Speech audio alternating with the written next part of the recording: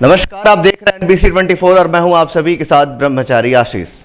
बिहार में एक बार फिर से जातिवाद के ऊपर एक बड़ी लड़ाई छिड़ गई है। कहीं ना कहीं ब्राह्मण बनाम राजपूत जो है वो खासा चर्चे में है।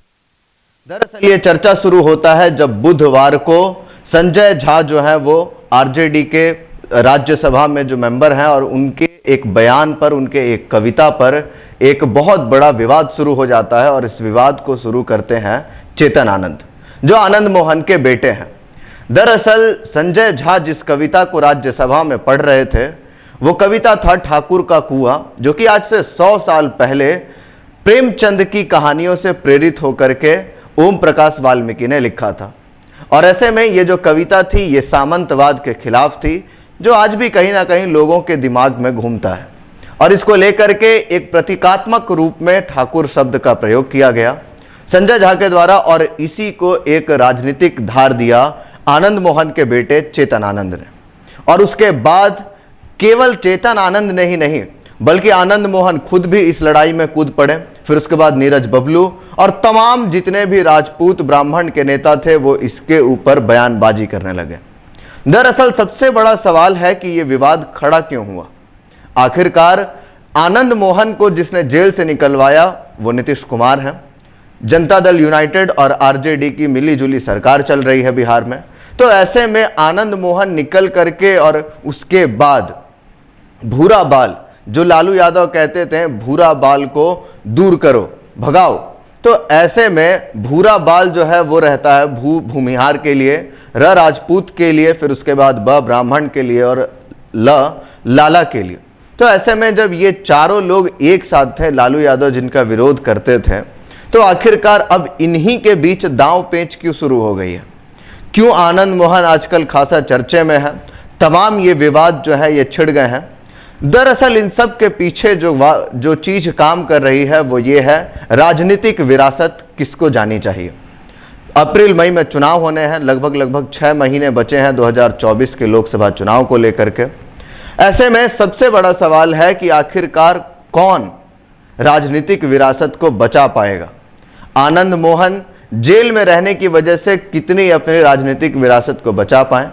दरअसल आनंद मोहन एक वो व्यक्ति है जो 19 के ही दशक से, यानी 1990-91 के दशक से ही राजनीति में कहीं ना कहीं सक्रिय है।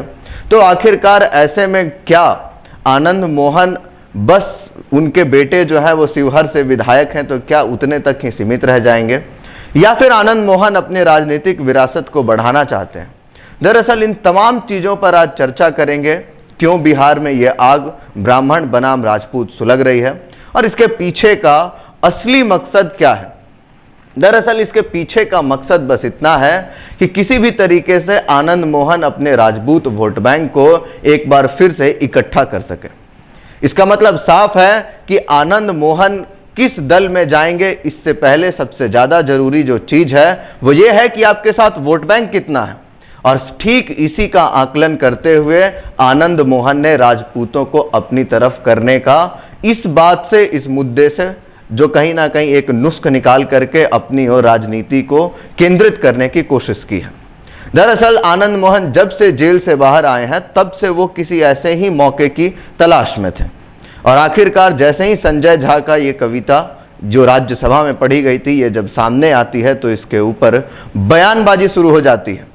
फिर उसके बाद आनंद मोहन ही कहीं ना कहीं उन्हीं के कहने पर तमाम जो अन्य राजपूत नेता हैं वो इसको एक धार देते हैं। और उसके बाद शुरू हो जाती है ब्राह्मण बनाम राजपूत की लड़ाई। ये सब जो भी ये खेल है, ये सब खेल चुनाव का है, सब खेल राजनीति का है। जब नीतीश कुमार आनंद मोहन को जेल से बाहर निकलवाएं तब राजनीतिक गलियारों में चर्चा ये थी कि नीतीश कुमार राजपूत के वोट को अपनी तरफ करना चाहते हैं। यानी कि नीतीश कुमार जो है वो आनंद मोहन को बढ़ावा देकर के राजपूत का वोट बैंक में सेंधमारी करना चाहते हैं। लेकिन सबसे ज़्यादा दुखद बात तब हो गई जब आनंद मोहन से लालू प्रसाद यादव ने मिलने से मना कर दिया। यानी बुधवार को जब ये बयान आया ठीक उसी के बाद जो है आनंद मोहन पहुंचे लालू प्रसाद यादव के घर, लालू प्रसाद यादव से मिलने के लिए। लेकिन वहां पे लालू प्रसाद यादव ने मिलने से मना कर दिया। दिल पर बात चली गई और आनंद मोहन नाराज हो गए। अब ऐसे में आनंद मोहन को डर है कि आरजेडी और जदयू की तरफ से शायद कहीं ना कहीं उनको सीट ना मिले लोकसभा चुनाव में, जहां से वो सीट चाहते हैं। आनंद मोहन खुद शिवहर से 96 और 98 में सांसद रहे हैं। तो ऐसे में कहीं ना कहीं आनंद मोहन एक बार फिर से चाहते हैं कि शिवहर की सीट उन्हें मिले। हालांकि शिवहर से जो उनकी पत्नी है लवली आनंद, वो 4 बार जो है चुनाव हार भी चुकी हैं, बहुत बुरे तरीके से चुनाव हारी हैं, लेकिन फिर भी कहीं ना कहीं वोट बैंक को साथ करके एक बार फिर से नजरें जो है आनंद मोहन की वो 2024 के चुनाव में सीट लेने की है। अब ऐसे में सवाल उठ रहा है कि क्या आनंद मोहन को अगर आरजेडी और जदयू सीट नहीं दे पाती है, यानी जो मतभेद चल रहे हैं, तो ऐसे में क्या आनंद मोहन भाजपा में शामिल हो सकते हैं? ये कोई बड़ी बात नहीं है कि आनंद मोहन पहली बार भाजपा में शामिल होने का प्रयास करेंगे। आनंद मोहन 2014 में भी बहुत प्रयास किए थे, दिल्ली भी गए थे, राजनाथ सिंह से भी मिले थे, धर्मेंद्र प्रधान जो 2014 में बिहार के प्रभारी थे उनसे भी बातचीत हुई थी आनंद मोहन की भाजपा में शामिल होने के लिए। हालांकि उसकी एक बहुत लंबी कहानी है जिसके कारण आनंद मोहन की पत्नी को 2014 में भाजपा की तरफ से टिकट नहीं मिला। तो ऐसे में आनंद मोहन जब 2024 में कोशिश कर चुके हैं, तो अब तो उनके लिए कोशिश करना और भी आसान है। एक तरफ राजपूत का वोट बैंक है, दूसरी तरफ आनंद मोहन अब जेल से बाहर हैं, खुद चुनाव लड़ नहीं सकते हैं, लेकिन कहीं ना कहीं उनकी पत्नी लवली आनंद और उनके बेटे ये दोनों ही राजनीति में बहुत सक्रिय हैं। तो ऐसे में आनंद मोहन चाहते हैं कि 2024 के चुनाव में उनके परिवार से, यानी उनके बेटे चेतन आनंद से या फिर उनकी पत्नी लवली आनंद को कहीं ना कहीं से संसद का सीट जो है, संसद के सीट पर लड़ने के लिए एक मौका मिले। अब ऐसे में चुनावी जमीन तलाश रहे हैं आनंद मोहन। ये सब खेल देखिए, आनंद मोहन खुद एक लेखक रहे हैं, वो समझते हैं कि लेखक या फिर कवि की कविताएं किस तरीके से लिखी जाती हैं, लेकिन फिर भी वो जानबूझ करके इस कविता को हथियार बना रहे हैं, जिसकी वजह से ब्राह्मण और राजपूतों में लड़ाई हो सके।